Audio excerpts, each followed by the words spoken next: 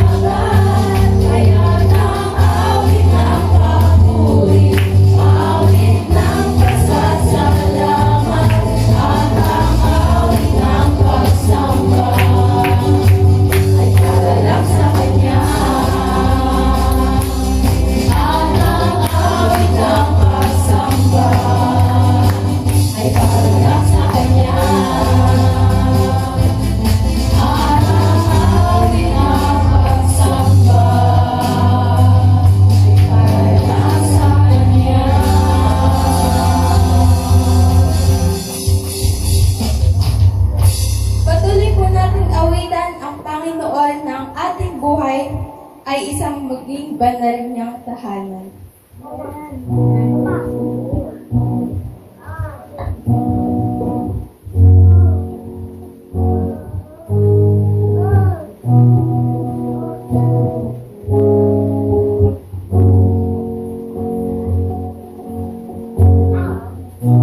Ako'y dinudulog sa'yo, nagpapakumbaba, nagsusumango.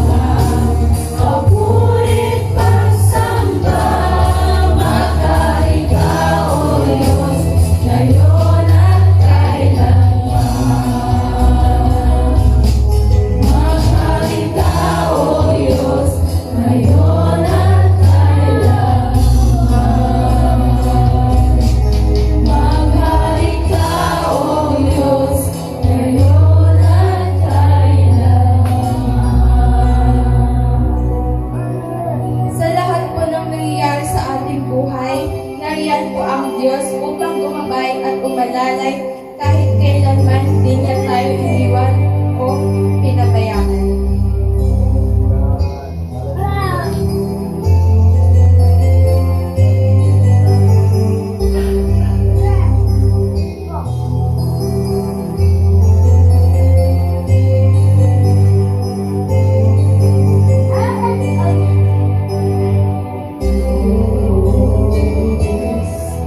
Ikaw ang tunay na dakila.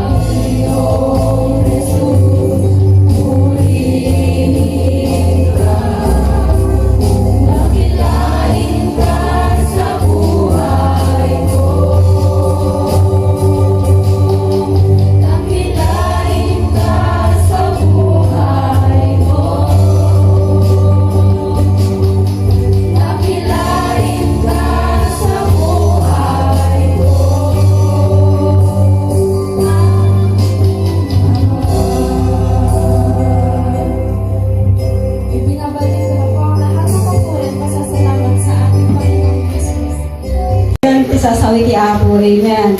Sagana tayo, itinapayag tayo nga pagdengeg, iti sasaw iti Apo, ket ti puso tayo na pangikargaan talaga iti sasaw na. Amen. Kaya ti mangita iti mang-share, iti sasaw iti Apo, ti dahiti nagsaba. Amen. Nagkapupay chay, nagdayo makabsat. Kaya adda nga may samot nga mandirdirbyos, pagkantaan tayo may sasantang mensahe. Amen. Dito agas nervyos, sa kanta pa ikaw muna. May ko na naman ang nervyos. Sa kakanta ka pa, isang kantang mensahe. Praise God. Yan yaba ko nga mo doon. Iti nakapimpintas nga mensahira tayo. Iti dating agsapa, nagagat, natulnog, tawad sa bali na saan nga ni Pastora Christine Habonillo Pinulyar. Amen. Pagkagano ko mo lang sa praise the Lord. Sa mga linsaw.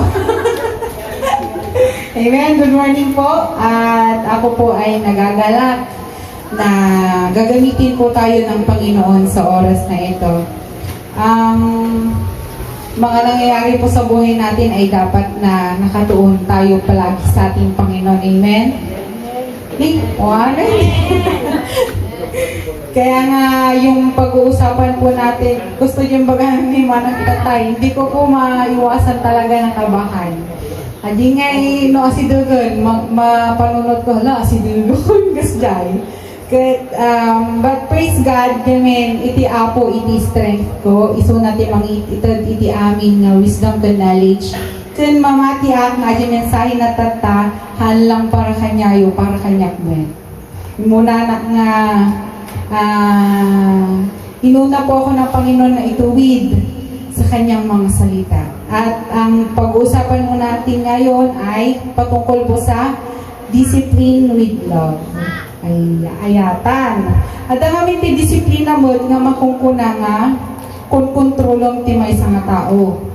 But with God, kung tayo po ay nagpapakontrol sa ating Panginoon and willingly na binibigay, sinusurrender po natin ang buong buo sa Panginoon, dinidisiplina po niya tayo ng mayroong pagmamahal. Imagine, ang Panginoon, pagka tayo po ay nagkaroon ng pagkukulang, pagkakasala sa Kanya, kahit gaano man kalaki, kaliit na pagkakasala, dinidisiplina po niya tayo. Naniniwala po ba kayo doon? And to prove that, basahin po natin ang Hebrew 12 verses 1 to 11. Di ko po nailagay dyan. Sa ano na lang. Ayan. Sabi dito, kaya nga, dahil napapaligiran tayo ng napakaraming saksi, tanggalin natin ang anumang balakid at ang kasalanang kumakapit sa atin. Buong tiyaga tayong tumakbo sa takbuhing nasa ating harapan. Verse 2, ituon natin ang ating paningin kay Jesus. Sa Kanya nakasalalay ang ating pananampalataya mula simula hanggang katapusan dahil sa kagalakang naghihintay sa Kanya, hindi Niya inalintana ang kahihiyan ng pagkamatay sa krus at Siya ngayon nakaupo sa kanan ng trono ng Diyos. Verse 3, isip-isipin ninyo kung gaano ang tiniis Niyang pag-uusig sa kamay ng mga makasalanan upang hindi kayo manlupaypay o panghinaan ng loob. Hindi pa humahantong sa pagdanak ng dugo ang pakikipaglaban ninyo sa kasalanan.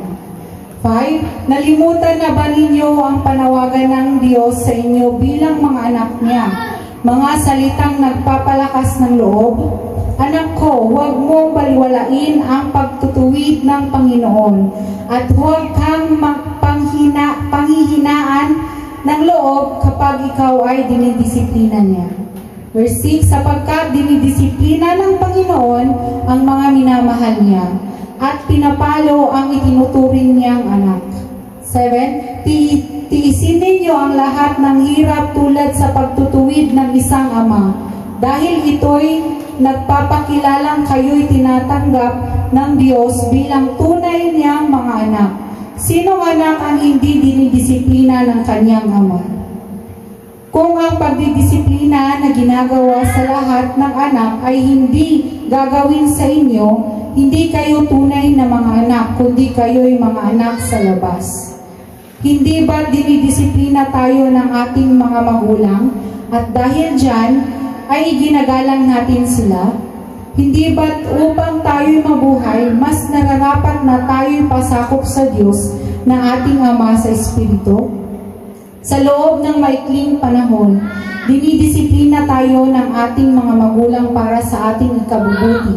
Gayon din naman, itinutuwid tayo ng Diyos sa ikabubuti natin upang tayo'y maging banal tulad niya.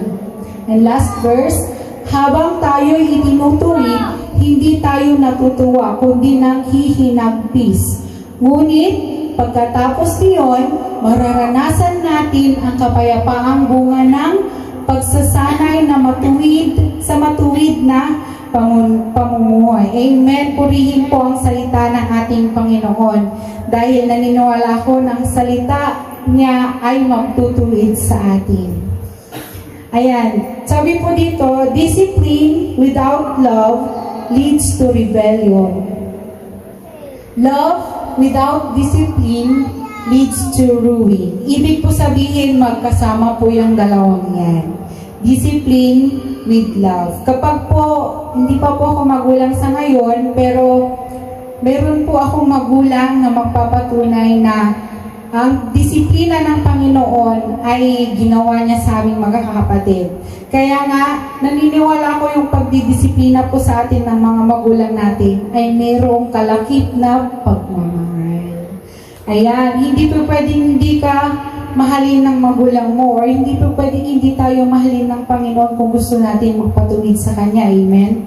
Kasi kapag tayo ay nagkasala, nagkulang sa Kanya, mayroong kalakip na pagtutuwid dahil sa tayo ay mahal niya. Ayaw niya po tayong masira. Ayaw po niya tayong magkaroon ng rebellious heart. Kapag po kasi tinutuwid tayo ng Panginoon, minsan, iniisip po ng isang katulad ng bata, no? Kapag kinukuha mo yung cellphone niya, or yung laruan niya, or yung time na dapat na matulog na siya, pero nagsi-cellphone pa siya, dapat kunin mo na yung phone niya para hindi na siya mag-cellphone at matulog na lang.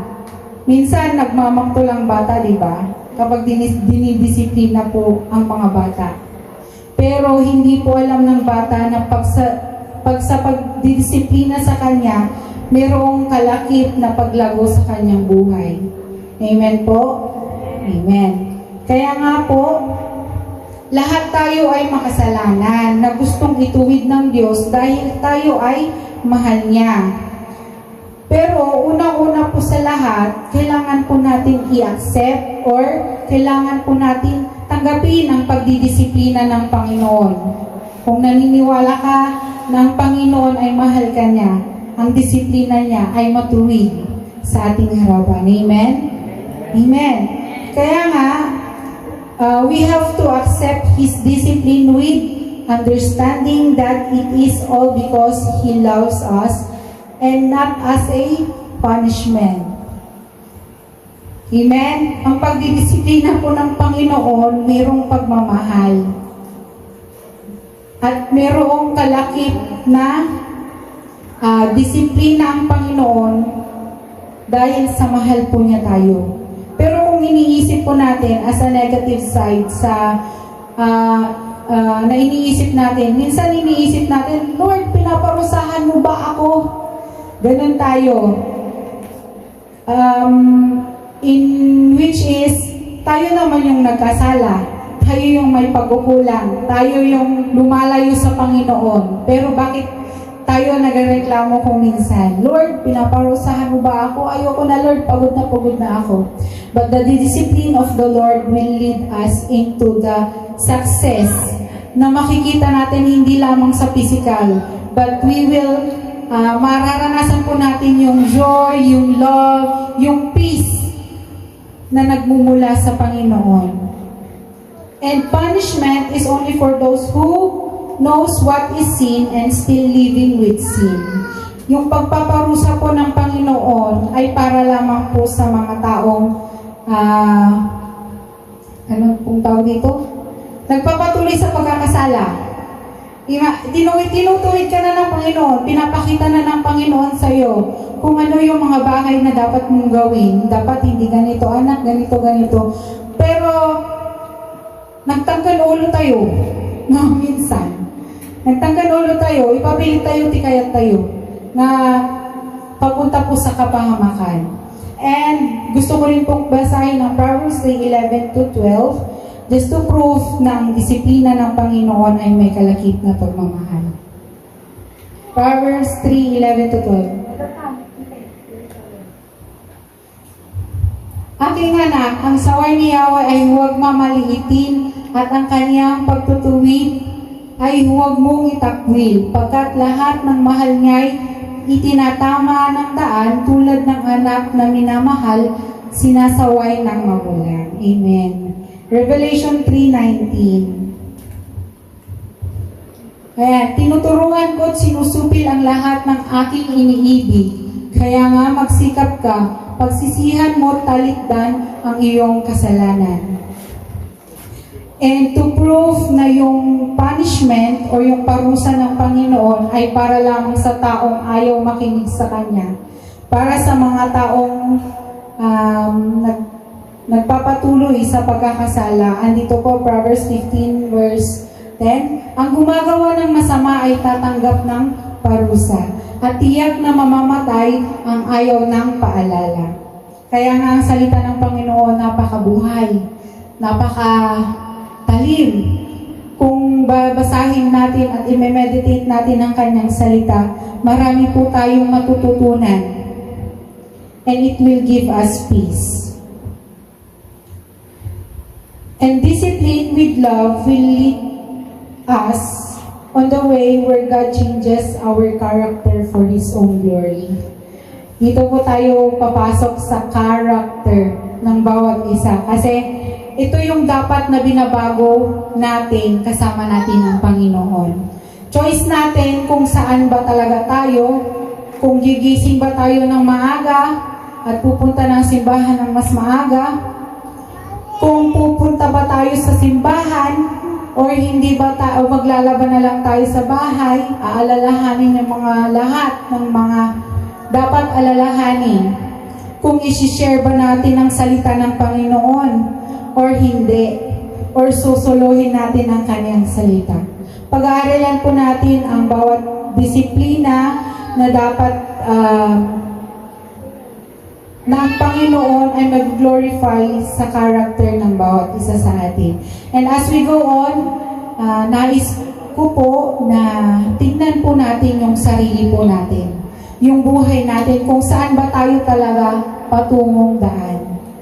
As a student, kabataan, na alam ko, dumadanas kayo ng mga maraming test. Di ba?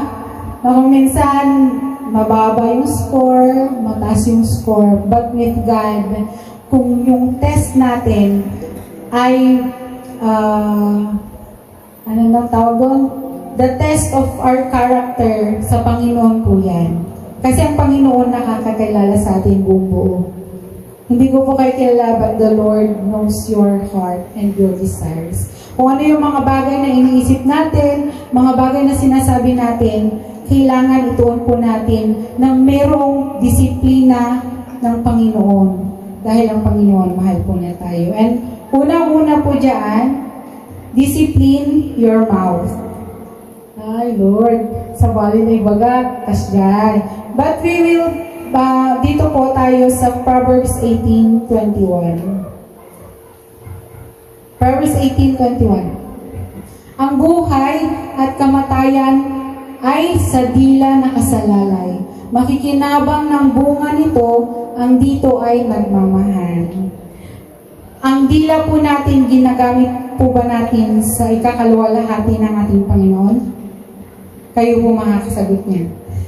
Ang pagsasalita po ba natin ay nakatuon lamang sa sarili nating kagustuhan or para sa iba? Kayo po makakasagot niya.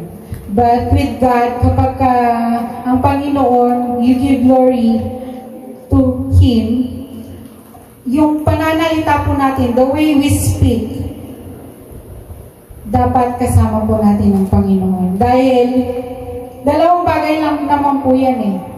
Kung buhay, ang gusto natin, dapat we speak what? The truth. Tama po? Kung kamatayan naman, ang nais natin, we speak what? Ano po?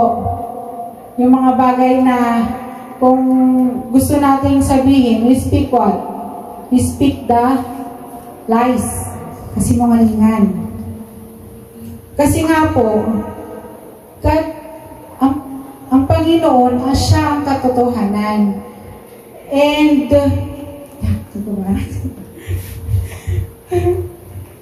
ang katotohanan po, dapat isinasa pamuhay natin. Sasabihin po ng Panginoon na mahal niya tayo. Pero sasabihin ng kaaway na napakasamakasalanan mo. Diba?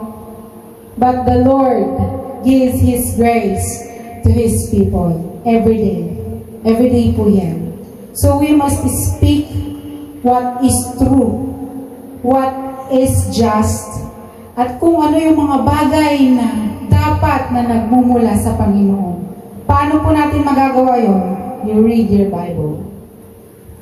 Kasi lahat ng mga bagay na katotohanan nasa Bible.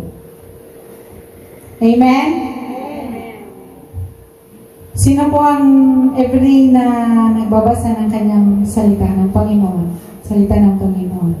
Kailan din mo makakasagot niya? And I want to ask you, talaga bang isinasa pamuhay mo ang kanyang salita? Pwede naman basahin mo, oo, nagbabasa ako, Sister Christine, ng salita ng Panginoon. Nagbabasa ako ng kanyang salita, memorize ko pa nga John 3:16. Pero kunting pitik ng kaaway sa iyo, tutumba ka. Ang Panginoon, ang kanyang salita buhay. At kung ano yung lumalabas sa bunganga natin, na katotohanan, naniniwala ako, magsisimula yan sa pag-meditate natin ng kanyang salita. And what comes to our mouth, saan po nanggagaling? Sa puso. And that is number 2. Discipline your heart. Makikita po natin yon sa Proverbs 4:23. Discipline your heart. Ayan po. Ang puso mo ay ingatang mabuti at alagaan, pagkat iyan ang siyang bukal ng buhay mo taglay. Ganda. Ang ganda ng salita ng Panginoon. Sobrang nakaka-inlove. Ewan ko kung nai-inlove po kayo sa Kanya. Pero ako, sobra po akong nai-inlove sa salita niya. Sa araw-araw. Ito po ang Hebrews 12:1-11. Binigay na po sa akin ito 1 month ago. Nung pinost ni siya yung schedule. Adagan pipsan dito naubos. Kasjay. And I asked God continuous na tinatanong ko siya, Lord, ito ba talaga ang gusto mo na i-share ko? Ito ba talaga yung gusto mong iparating din sa buhay ko? And totoo po, ito po ang gusto niyang iparating sa ating lahat. We must discipline our heart on what we feel. Kasi nga po, lahat po tayo merong feelings. I feel you. Sasabihin ng Panginoon, Lord, anak, I feel you. Totoo po, nararamdaman po tayo ng Panginoon na kung saan siya nga po, pumunta po sa lupang ito para ibigay ang kanyang buhay dahil sa mahal kanya. How much more na tayo hindi niya maramdaman? Ramdam na ramdam tayo ng Panginoon, pero ramdam ba natin siya? Ramdam mo ba siya, LJ? O, di ba? Sa ngiti niya, ramdam na ramdam niya ang Panginoon. And I am so grateful na Panginoon sa lahat ng mga bagay na nararamdaman natin. Nakakaramdam tayo ng lungkot.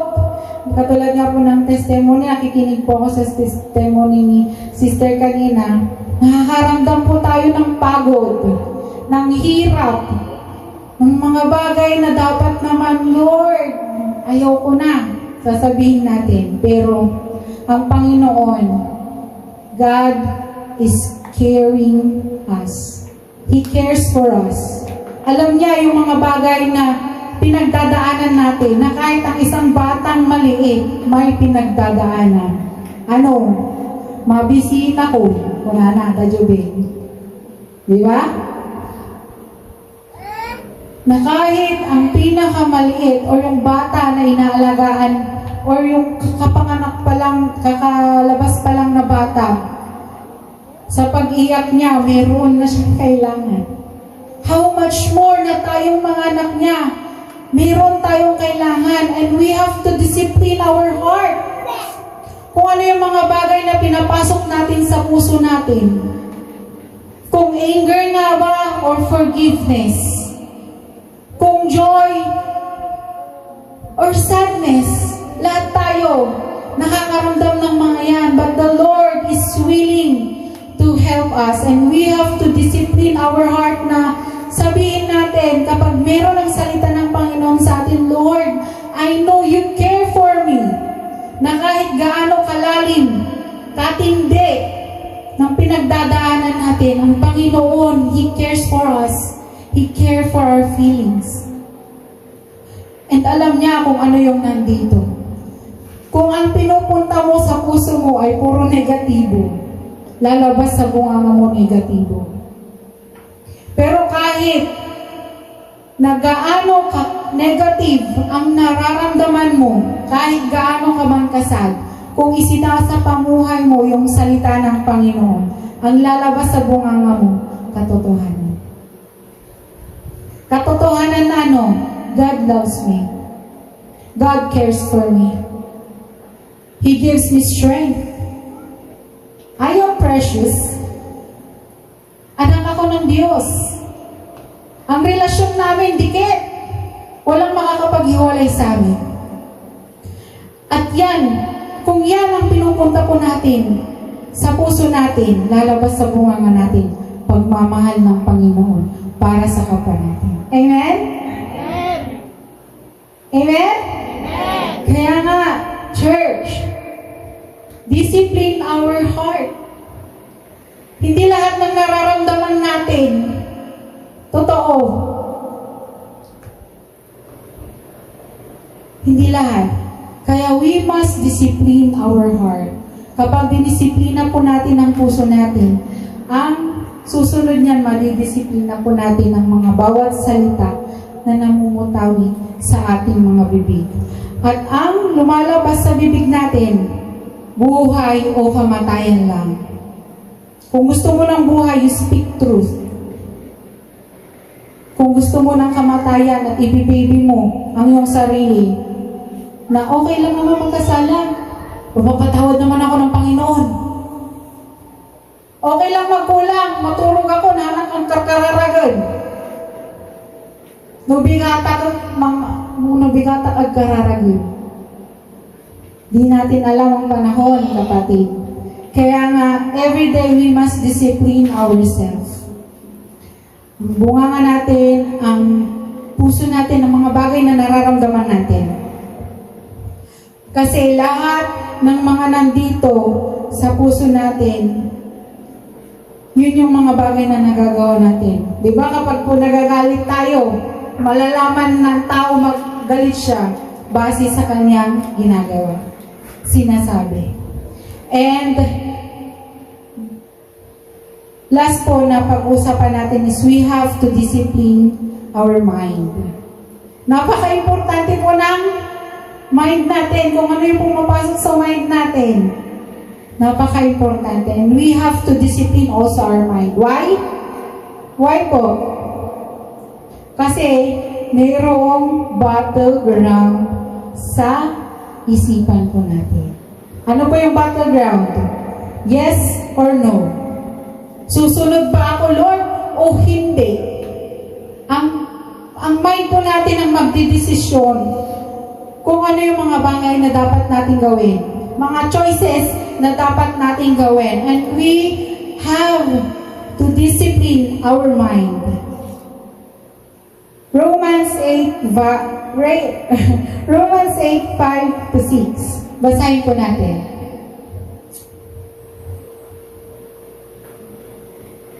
Ay makikita rin po natin yan sa Romans 12 verse 1. Ay 1 and 2 po yun.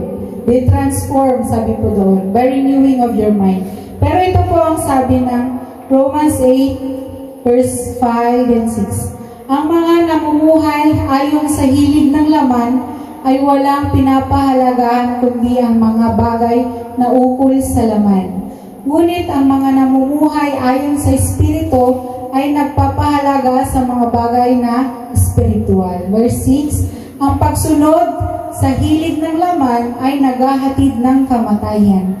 Ngunit ang pagsunod sa Espiritu ay nagdudulot ng buhay at kapayapaan. Basahin din po natin yung Romans 12 verses 2. Romans 12 verse 2 po. Huwag kayong makiayon sa takbo ng mundong ito. Sa halip, hayaan ninyong baguhin ng Diyos ang inyong pag-iisip upang maunawaan ninyo ang kanyang kalooban. Sa gayon, magagawa ninyo kung ano ang mabuti, kalugod-lugod at ganap na kalooban ng Diyos. Very familiar na rin po sa atin yung verse na to sa mga mga matagal na po sa paglilingkod. And kailangan po natin baguhin ang ating pag-iisip. The way we think. Yung mga bagay na iniisip natin. Minsan, ipakita na kung ipinapakita ng kapatid mo na medyo nilalayuan ka niya. Tapos, iisipin mo na mali nagsamit kaya nga makaduan. Siyay. Iisipin mo na ganito, ganyan. busy lang naman yung tao. The way we think na yung battleground sa pag-iisip natin is nasa choices na ginagawa po natin. For example po, sinabi po ng Panginoon, kapag may nagtatanong po sa akin na kamusta ka, yung iba po sinasagot ko na, ito, mas lalong maganda, sabi ko. Tapos tatanungin niya ako kung sino daw nagsabi. Si Lord, bakit? Si Lord nagsabi maganda ako. And yun yung salita niya. Pero, kung wala ang salita ng Panginoon sa'yo, sasabihin mo bang maganda ka? Gwapo ka? Ngitian mo nga yung kaabay mo. Kaabay? Tagalog Ilocano. Ngitian mo nga yung katabi mo.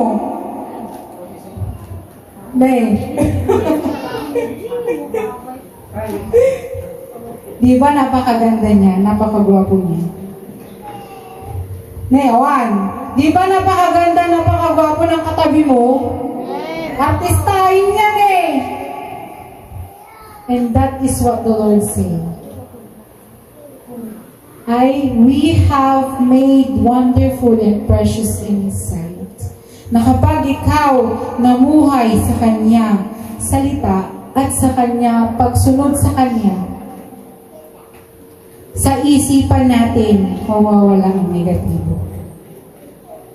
Dahil alam mo ng disiplina ng Panginoon ay mayroong kalakip na pagmamahal.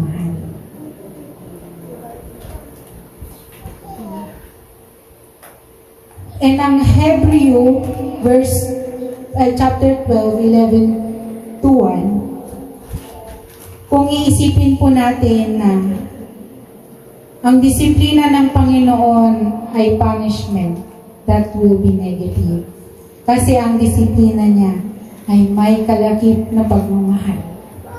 Kaya niya tayong itinutuwid sa bagay na gusto niya na gawin natin dahil gusto niya makasama kanya pagdating ng araw. Excited ba kayo makasama siya? Amen! Ako excited na ako! Kasi ang mundong ito, sobrang masama. If we only open our eyes, our mind, makikita natin na ang mundong ito, walang-wala sa presensya na mararanasan natin kapag kasama natin ang Panginoon. Sa mga magulang po, Minsan ba sa buhay ninyo kapag dinisiplina po ninyo ang anak ninyo, nagpasalamat siya? Mami, Daddy, thank you, inala mga cellphone ko. Ang bata po kapag dinidisiplina, magmamangkol yan. Ano ba yan? Kahit po ako bilang isang professional po na teacher, napag-aralan po namin na talaga ang mga bata, kapag ka nagkaroon ng pagdidisiplina, magmamaktol yan. Kahit nga paharapin mo siya sa wall, nakasimangot siya, hindi siya nakangiti, dinidisiplina ako ng teacher namin. Alam ng Panginoon na ayaw natin ng disiplina, ng disiplina. Kasi nga, ang sabi niya sa 11, kapag tayo dinidisiplina ng Panginoon, anong nararamdaman natin? Kasiyahan ba? No. Hinagpis. Hebrews 12:11. Ayan po. Hindi tayo natutuwa, kundi naghihinagpis tayo kapag meron ang disiplina ng Panginoon. Pero tayo patuloy na didisiplinahin niya sa kagustuhan at sa kaikakalwalhati niya. Abang lumalaki po tayo, na-realize natin, do you realize na kapag habang lumalaki tayo pagka dinidisiplina tayo ng Panginoon, nare-realize ba natin na ang disiplina niya ay papunta sa saan papunta yung disiplina niya? Ilocano natin. Saan po patungo? Ayan po, matuwid na pamumuhay. Salita po niya yan. Totoo yan. Kaya mahalin natin ang disiplina ng Panginoon. Dahil hindi na po tayo bata. One thing, sabi po lang na minsan, nagtanong po ako, ang magulang, sabi niya, sinasabi na alam niya ng anak niya ay nagkakaroon ng pagkakasala. Pero sinabi ng magulang na, nagdakil mo't ata ang munar aramidunan. No, hindi po ganun ang Panginoon.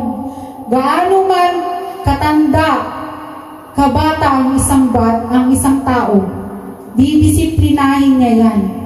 Ganun tayo kamahal ng Panginoon. Kapag ang magulang hinayaan ka niya na gawin ang kasalanan, sasabihin na malaki ka na, kaya mo na yan, alam mo kung ano yung tama o mali. Imagine, alam na natin kung ano yung tama at mali. Pero bakit kailangan tayo disiplinahin ng Panginoon? Para magkaroon ng Uulitin ko, para magkaroon ng matuwid na pamumuhay.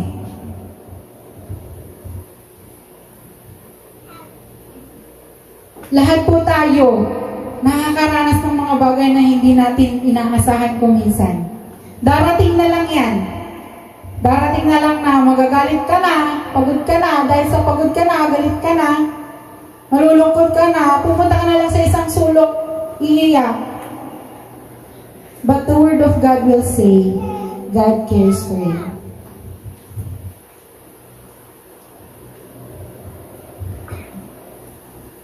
At lahat po ng disiplina ng Panginoon, dadaan po talaga yan sa paghihinagpis. Pagkakaroon ng self-control, sakripisyo na kung saan gusto mong gawin ito, pero bawal mong gawin dahil sinabi ng Panginoon, hindi tama yan, anak. Ano pong sabi ng Romans 8 verses 5 to 6, di ba? Kung yung laman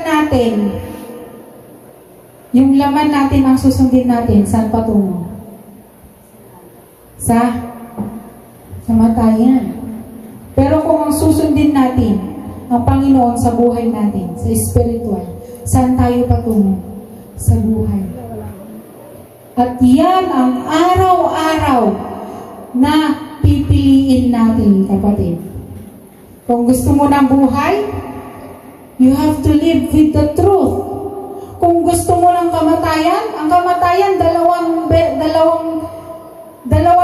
klase po yan. Kamatayan sa spiritual at kamatayan sa physical. Pero habang nabubuhay na tayo dito, kapag nabubuhay ka sa kasinungalingan, mabubuhay ka sa kamatayan. Araw-araw mong pinapatay ang sarili mo. But if you live with the truth, with the Word of God, buhay na kahit gaano kahirap ang buhay, kahit gaanong pagod ka na, ang Panginoon, bibigyan ka niya ng pag-asa. Dahil siyang buhay. Dahil siya yung makakamit natin, gantimpala natin. Sa araw-araw na habang nabubuhay ka pa lamang dito sa mundo, mararanasan mo yung presensya niya. Mararanasan natin yung paggabay niya. Punta po tayo sa Hebrews 12 verse 2. At napakagandang verse po ito. Do we want to obey God? Gusto po ba nating sumunod sa ating Panginoon? Dua, laang mayod ko. Gusto po ba natin sumunod sa ating Panginoon?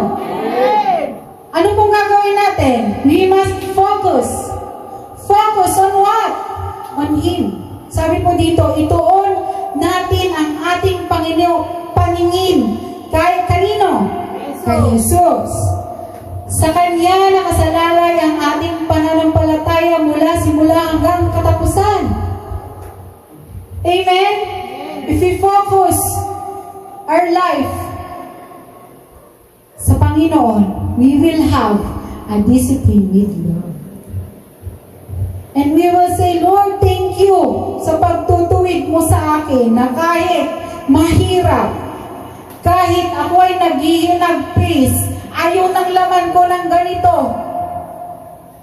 Pero, pag sinunod natin ang Panginoon, we will thank Him. We will gratefully thank Him. Bakit? Merong matuwid na pamumuhay. Merong joy. Merong peace. Ayaw po ba natin yun? Sino bang taong ayaw ng kapayapaan? Kagalakan, pagmamahal. Lahat tayo, gusto natin yun.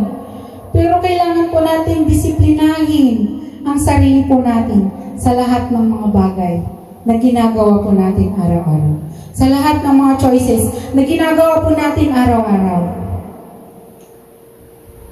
In time, the challenges we face will also be the very experiences that brings us closer to God.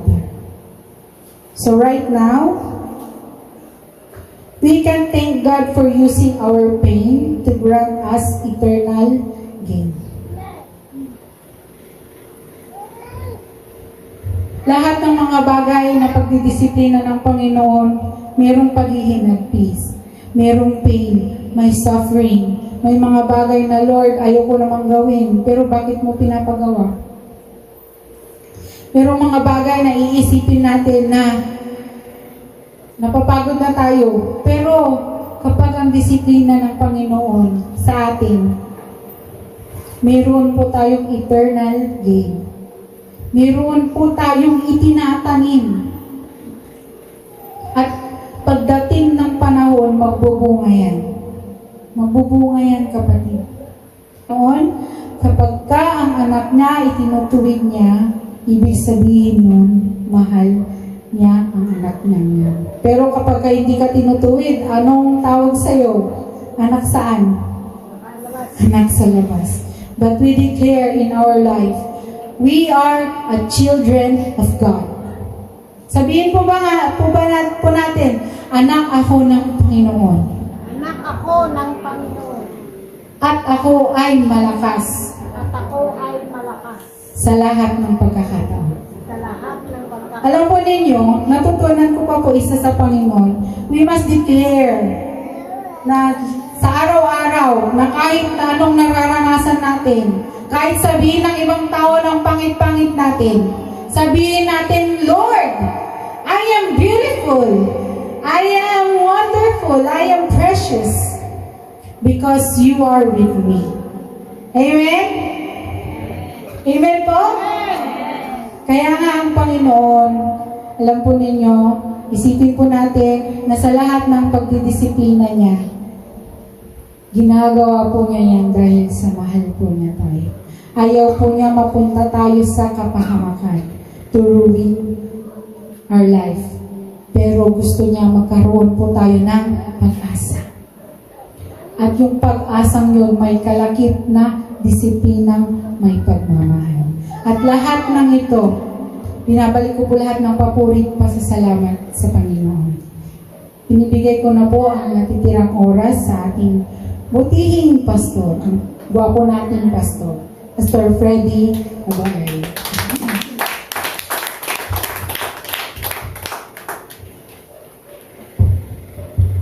Praise God. Hallelujah. Say ng ating Panginoon, nandun na kailangan tanggapin natin kung ano yung disiplina ng ating Panginoon. Kasi ayaw niya na mahiwalay tayo sa Kanya. Kasi nalalapit na ang pagdating ng ating Panginoon. Kung titignan mo sa YouTube, grabe nangyayari ngayon. So kailangan na iayos natin ang ating sarili. Gustuhin mo man o hindi, pagdating ng panahon, kapag ikaw ay naiwan, mamimili ka. So ngayon pa lang na gustong disiplinahin ka ng ating Panginoon, padisiplina ka. Kasi kapag ayaw mong padisiplina, gustuhin mo man o hindi, maiiwan ka. At kapag naiwan ka, dadaan ka sa kahirapan. Grabing kahirapan. Tingnan mo sa ibang bansa ngayon. Ang saya-saya ng mga tao, lalo na yung mga nagpapa-inject ng microchip. Grabe. Talagang makukuha nila lahat ng gustuhin nila. Wala nang kahirapan. Pansamantala. May pansamantala. Kasi sa time na yon na ikaw ay nabubuhay, talagang magsasaya ka. Dahil ibibigay ng kaaway lahat ng gusto mo. Pero, ang iyong kaluluwa, babagsak sa impyerno. Kaya grabe ang nangyayari sa ngayon. Ginagawa ng kaaway para nandoon na talagang makuha niya kung maaari lahat ng tao. Kaya kung gusto mong makapunta sa karya ng Diyos, you need to discipline yourself sa iyong pananampalataya. Grabe nangyayari sa ngayon. Kaya sabi ko, Panginoon, salamat kung darating ka na. Dahil makikita na kita personally. Kaya dapat yung desire natin na nandun yung excitement natin na ma-meet natin personal ang ating Panginoon. Na buhay pa tayo. Yung hindi tayo dadaan sa kamatayan physically. Kaya grabe nangyayari sa ngayon. Kaya ngayon, salamat sa ating Panginoon dahil ginamit niya ang kanyang anak para nandoon na malaman natin tungkol sa pagdidisiplina sa ating sarili. Grabe nangyayari sa ngayon. So, ibig sabihin, nalalapit na ang ating Panginoon. Nalalapit na ang ating Panginoon. Hindi natin alam ang araw, oras. Talagang nandyan na ang ating Panginoon. Walang nagsabi sa Biblia, wala kang makikita na sasabihin itong taon na ito. Wala. Kasi sabi niya, kahit ang anak ng tao, hindi niya alam kung kailan uutusan ng kanyang ama para pupunta dito. Walang nakalagay sa Biblia. Bakit? Kasi sinabi ng salita ng ating Panginoon, always ready. Lagi kang handa. Anytime na darating ang ating Panginoon, nakahanda ka. Walang sinabi. Yung sinasabi nila na may balita na naman na ngayong September, darating ang ating Panginoon, hindi ka maniniwala doon. False prophet yun. Pero always ready. Kailangan handa ka lagi para anytime na darating ang ating Panginoon, wala kang problema. Grabe nangyayari sa ngayon. So, pahirap na lang pahirap. At purihin ang ating Panginoon, ganun pa man ang nangyayari sa ngayon, still nandito tayo na nananampalataya sa ating Panginoon. At iwinawagayway natin ang kanyang dakilang pangalan na mapapurihan sa ating mga buhay. Tayong lahat ay tumayo. Hallelujah.